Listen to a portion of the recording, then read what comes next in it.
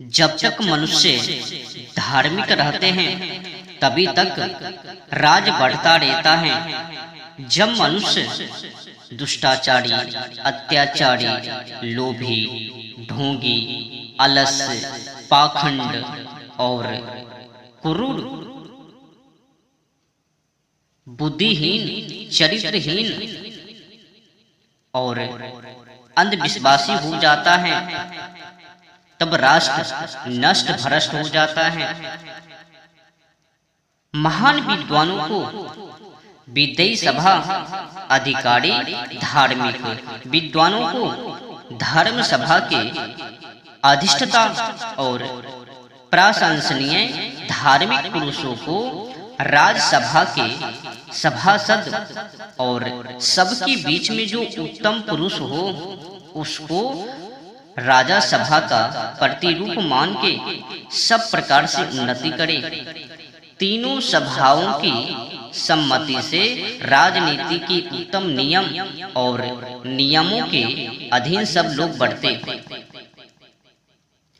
दंडो ही विज्ञान ने प्राणयते, दंड विवेक सम्मत होना चाहिए। राजा हो, प्रजा हो, गरीब हो, अमीर हो, सभी के लिए कानून एक समान हो, तभी प्रजा और राजा की भलाई, उन्नति, यश, कीर्ति और लाभ होवे। प्रजा और राजा की भलाई तभी हो पावे जब सभी के लिए एक समान कानून होवे। राजा समाजों में ऐसा कोई व्यवस्था न करवे जिसमें कि केवल अमीरों की ही उन्नति होवे और गरीबों की दमन।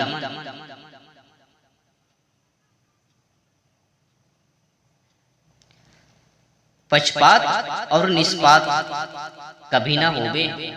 सभी के लिए राजा की दृष्टि में एक समान होवे और कानून, जो कानून प्रजा के लिए होवे वही कानून राजा, राजा की पत्नी, पुत्री, पुत्र और महाराजा सभी के लिए एक समान होवे।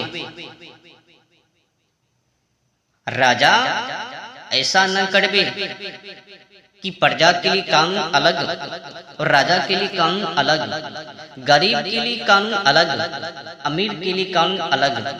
ऐसा व्यवस्था समाजों में राजा कभी ना करवे, नहीं तो भलाई की अंत होवे और राजा की बुराई शुरू हो जावे। तो कुल मिलाकर दंडो ही विज्ञान ने प्राणयते, दंड विवेक सम्मत होवे, तभी राजा और प्रजा की भलाई होवे। तो कानून के अधीन प्रजा और राजा दोनों होवे। सभी के लिए कानून एक समान होवे, एक सम्मान में बढ़ते। सभी लोग सबके लिए सबके हितकारक कामों में सम्मति करे। सर्वहित करने के लिए परतंत्र और धर्म युक्त कामों में जो जो निज काम हो, जो जो निज के काम हैं उनमें स्वतंत्र रहे। वह सभे राजा इंद्र विद्युत के तुल्य शीघ्र ईश्वर करता, वायु की समान सबकी प्राणवत प्रिय और हृदय की बात जानने हारा यम, पक्षपात रही न्यायाधीश की समान बरतने वाला, सूर्य के समान न्याय, धर्म विद्या का प्रशासक, अंधकार अर्थात अविद्या अन्याय का निरोधक, अग्नि की सम्मान दुष्टों को भस्म करने हारा, वरुण अर्थात बांधने वाले के सदृश दुष्टों को अनेक प्रकार से बांधने वाला, चंद्र की तुल्य श्रेष्ठ पुरुषों को अन्नदाता, धनक्षय के समान कोषों का पूर्ण करने वाला सभापति होवे। जो सूर्यवर्ग प्रतापी सबकी बाह्य और भीतर मानो को अपने तेज से तपाने हाड़ा, जिसको पृथ्वी में कड़कड़ी दृष्टि से देखने को कोई भी समर्थ ना हो, और जो अपने प्रभाव से अग्नि, सूर्य, वायु, सोम, धर्म प्रकाशक, धनवर्धक, दुष्टों का बंधन करता, बड़े ऐश्वर्य वाला होवे, वही सभा अध्यक्ष सभेश होवे। दंडः शासित प्रजा सर्वः दंडः एवाभिरक्षति। दंडः सुप्तेषु जागर्ति दंडं धर्मं विदुर्बुधः। समीक्षा साधृतः सम्यक् सर्वः रंजयति प्रजाः। असमीक्षः प्राणितस्तु विनश्यति सर्वतः।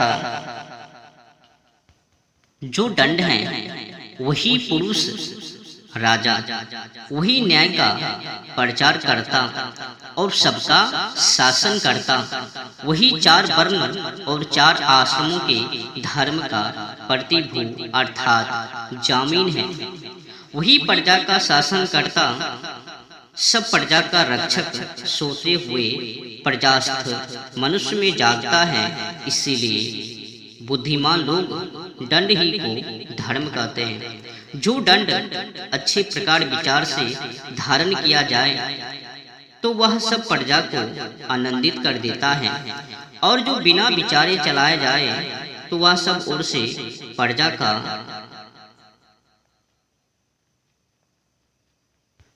और राजा का विनाश कर देता है। बिना दंड के सब वर्ण दूषित और सब मर्यादाओं का छिन्न भिन्न हो जाए। इसीलिए भय जरूर होवे। दंड अभावे मंत्री वर्ग अभाव।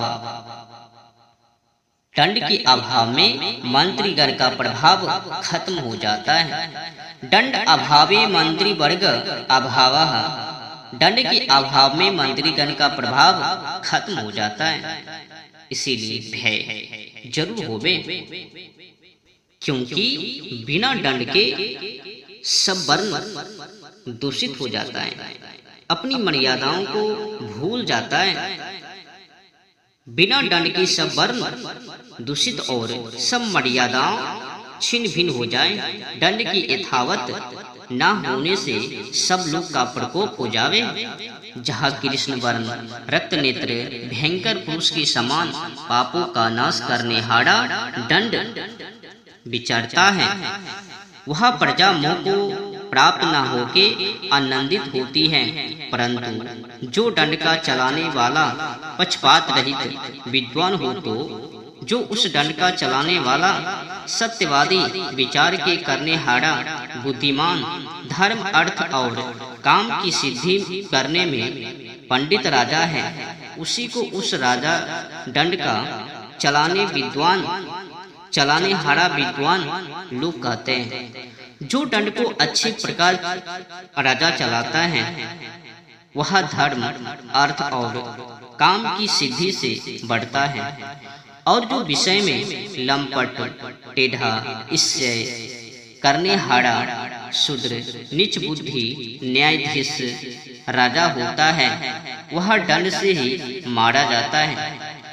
जब दंड बड़ा तेजोमय है, उसको अविद्वान अधर्मात्मा धारण नहीं कर सकता, तब वह दंड धर्म से रहित कुटुंब सहित राजा ही का नाश कर देता है। क्योंकि जो अप्त पुरुषों के सहाय विद्या सुख शिक्षा से रहित विश्व में आसक्त मूढ़ है, तो वह न्याय से दंड को चलाने में समर्थ कभी ना हो सकता। और जो पवित्र आत्मा सत्याचार और सत्पुरुष का संगी यथावत नीति शास्त्र के अनुकूल चलने हाड़ा नीति शास्त्रानुगो राजा है। ऐसे तो राजा को नीति शास्त्र के अनुसार चलना चाहिए। नीति शास्त्रानुगो है। तो कुल मिलाकर नीति शास्त्र के अनुकूल चलने हारा श्रेष्ठ पुरुषों के सहाय से युक्त बुद्धिमान है, वही न्याय रूपी दंड को चलाने में समर्थ होता है। इसीलिए सेनापत्यम च राज्यम च दंडनेतृत्वमेव च सर्वलोकाधिपत्यम च